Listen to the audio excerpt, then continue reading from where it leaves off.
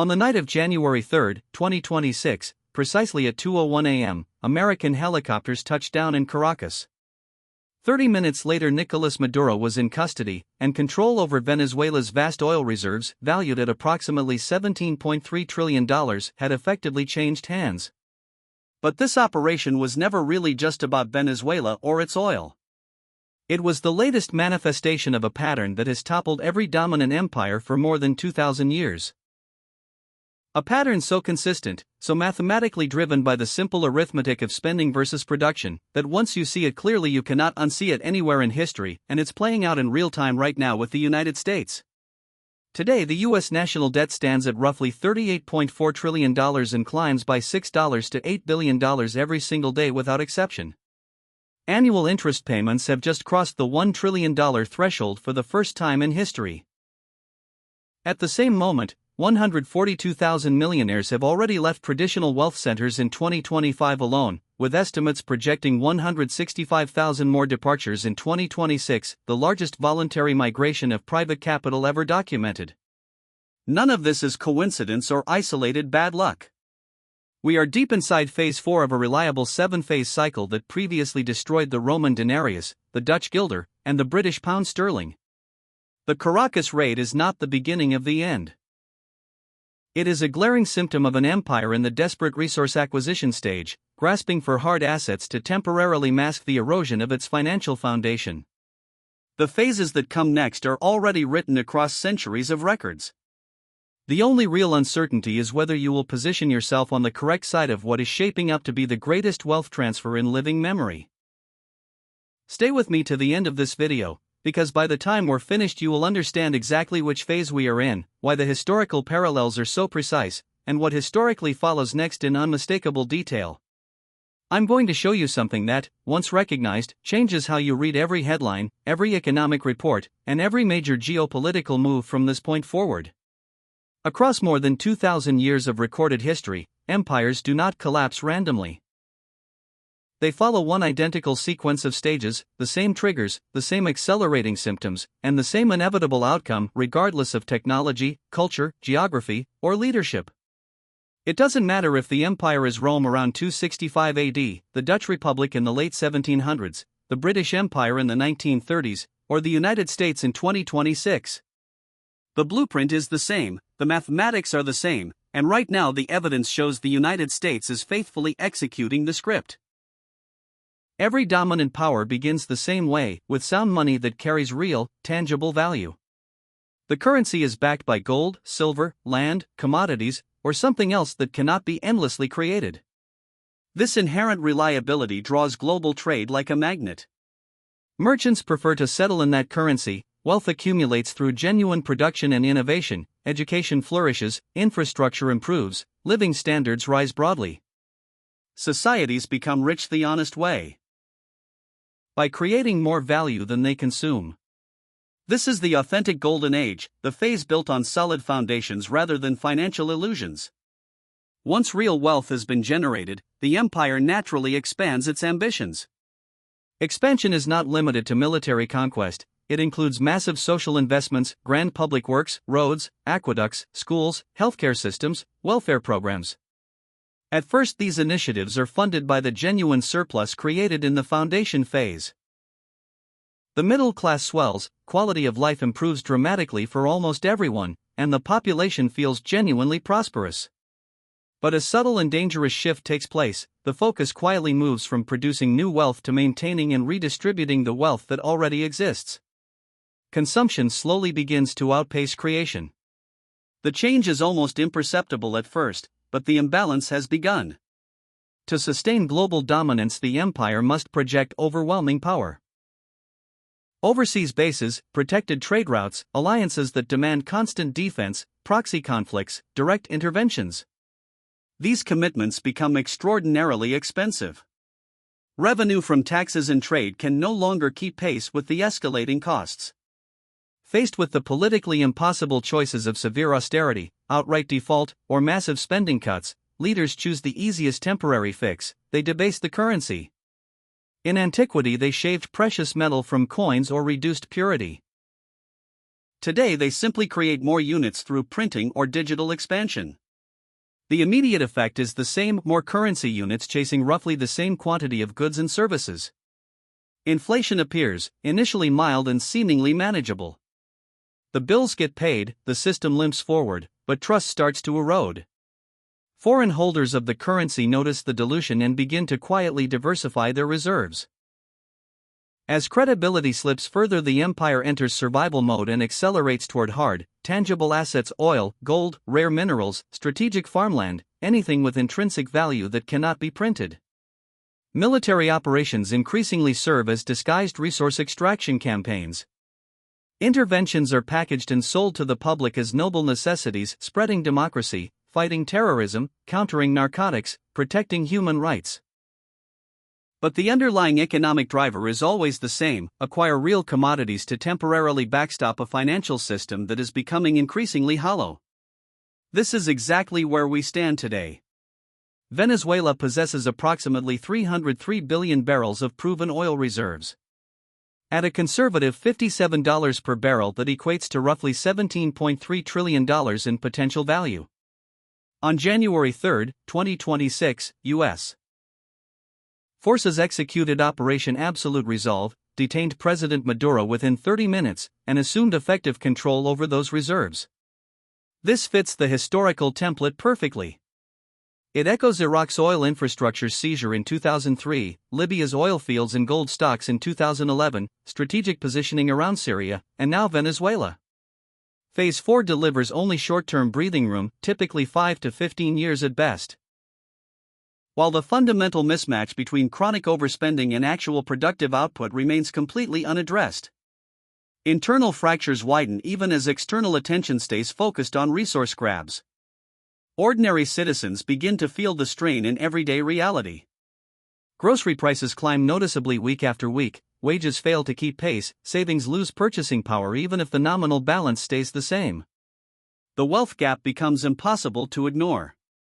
Social cohesion frays. Political polarization intensifies, extremism gains ground on both sides, blame is assigned freely across classes and groups.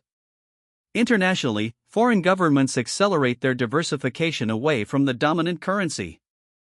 They do not announce it with fanfare, they act methodically, settling more trade in alternative currencies, increasing gold reserves, negotiating bilateral deals that bypass the old reserve system entirely.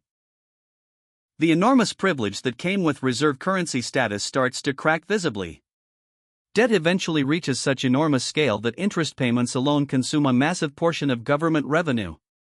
The central bank is trapped in an impossible dilemma: raise interest rates aggressively to combat inflation and risk making the debt mathematically unpayable, or suppress rates artificially low and accelerate the destruction of the currency's purchasing power. This predicament is called fiscal dominance. The government's borrowing requirements effectively override independent monetary policy. On January 5, 2026, former Federal Reserve Chair Janet Yellen stated publicly that the preconditions for fiscal dominance are clearly strengthening. In straightforward language, that means the point where debt dictates policy rather than the other way around is approaching rapidly. The final phase arrives through hyperinflation, outright default, or a combination of both. The currency loses almost all value in a matter of months or even weeks. Paper savings, pensions, fixed income assets evaporate. In contrast, tangible assets, physical gold, silver, productive land, essential commodities skyrocket in relative value against the collapsing currency. This triggers the great wealth transfer of the era.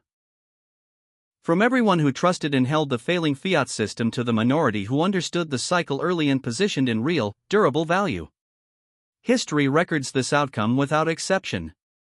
Consider three clear, well-documented precedents.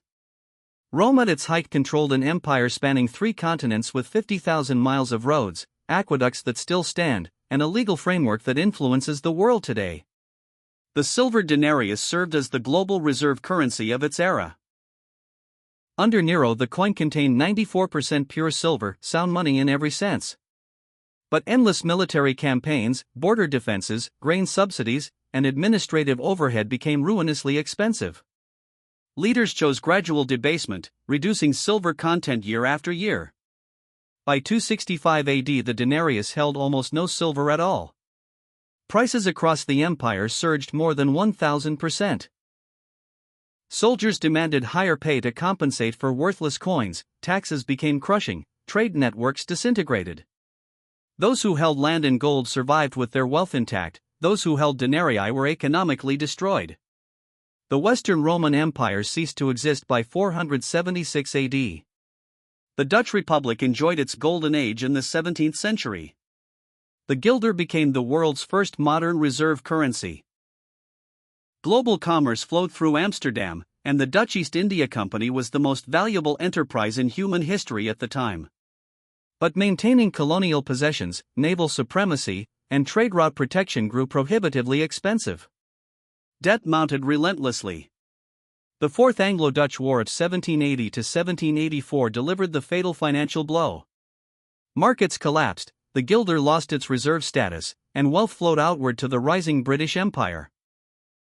The British Empire once controlled 1/4 of the planet's land surface and ruled the seas. The pound sterling served as the dominant reserve currency for more than 200 years. London was the undisputed financial capital of the world. Yet the costs of empire maintenance eventually exceeded the economic returns. 2 world wars forced massive borrowing, especially from the United States. Britain abandoned the gold standard in 1931, devalued repeatedly in 1949 and 1967, and at Bretton Woods in 1944 formally ceded reserve status to the dollar. The transition was slow and excruciating for pound holders. Those who had diversified into dollars or hard assets preserved their purchasing power. 3 entirely different eras, different technologies, different adversaries, yet the identical 7-phase pattern unfolded with clockwork precision. Now apply that same lens to the United States today.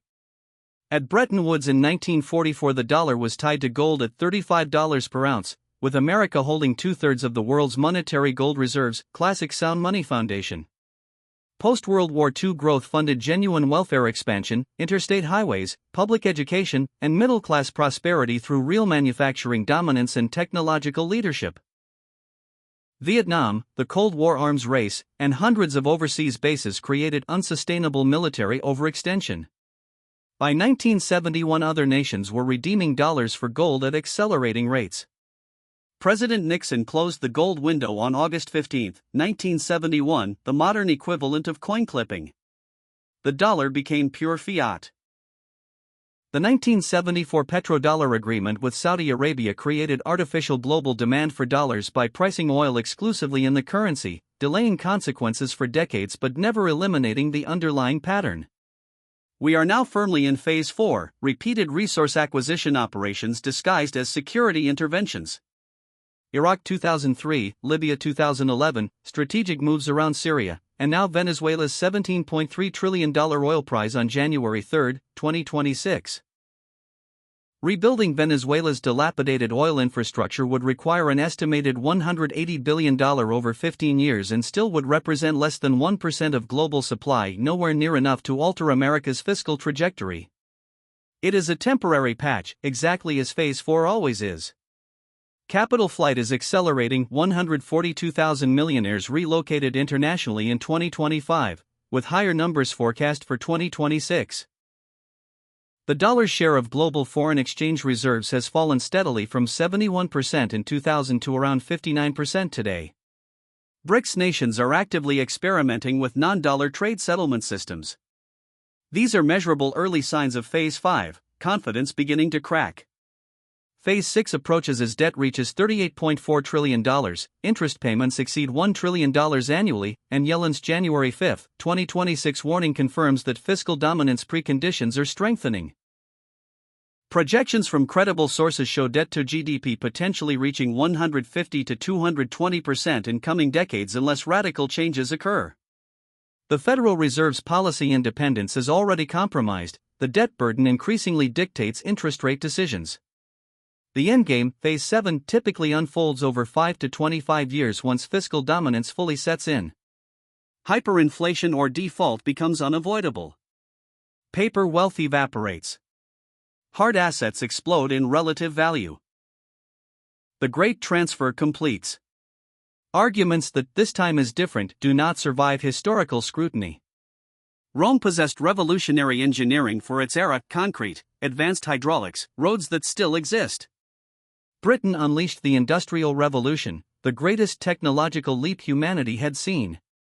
Neither innovation nor reserve currency privilege prevented decline when spending persistently exceeded production by massive margins. The U.S. would require sustained 5 to 6% real GDP growth for decades to outrun current deficits, an unprecedented feat that has never occurred and shows no sign of starting now. Unlimited money printing simply produces hyperinflation, as Weimar Germany, Zimbabwe, and Venezuela demonstrated painfully. Every historical collapse rewarded those who held tangible, durable assets: gold, silver, productive land, commodities, and developed irreplaceable skills in essential fields. Diversification across jurisdictions shielded against capital controls, exit taxes, and wealth seizures that frequently appear in late-stage empires. The 142,000 millionaires already relocating understand this instinctively. They are moving capital to politically stable, tax-friendly havens before restrictions tighten. The most dangerous response is inaction driven by normalcy bias. It won't happen in my lifetime, the government will fix it. American exceptionalism is permanent. Citizens of Rome, the Dutch Republic, and Britain told themselves exactly the same things. The mathematics of empire decline do not bend to optimism or belief. The January 3, 2026 Caracas operation is desperation masquerading as strength. If the fiscal house were truly in order, military force would not be required to secure oil reserves. Expect more such actions: accelerating inflation, potential capital controls, rising social tensions, and continued diversification by foreign governments and private wealth. What should you do with this understanding? First, educate yourself deeply on monetary history and empire cycles so you can track the indicators independently. Second, diversify holdings beyond any single currency, nation, or financial system. Reduce concentration risk wherever possible. Third, invest in timeless, in-demand skills that retain value regardless of currency regime: healthcare, engineering, agriculture, skilled trades. Fourth, build strong personal and community networks. Isolated individuals suffer far more in crises than connected groups. Fifth, allocate strategically to proven stores of value, hard assets positioned for long-term preservation rather than short-term speculation. Finally, stay vigilant and informed. The pattern is unfolding in real time. Venezuela is one data point. Watch for the next resource moves, inflation spikes, policy shifts, and social strains. We are witnessing one of the most consequential wealth transfers in human history. The majority will remain unaware or in denial until the pain becomes unavoidable. History guarantees severe disruption before any reset. You now have the historical map and the current coordinates. You can choose preparation, positioning, and awareness. Or you can hope against 2,000 years of precedent that this time the pattern somehow fails. If this perspective has shifted how you see the world, subscribe right now and turn on notifications. In the next video I will break down the precise, measurable signals that will confirm the transition from Phase 5 to Phase 6, and I will reveal the 3 asset classes that have consistently outperformed every other option during prior empire collapses. The window to act intelligently is closing faster than most realize. The cycle is absolute. The transfer is already underway. Time is not unlimited.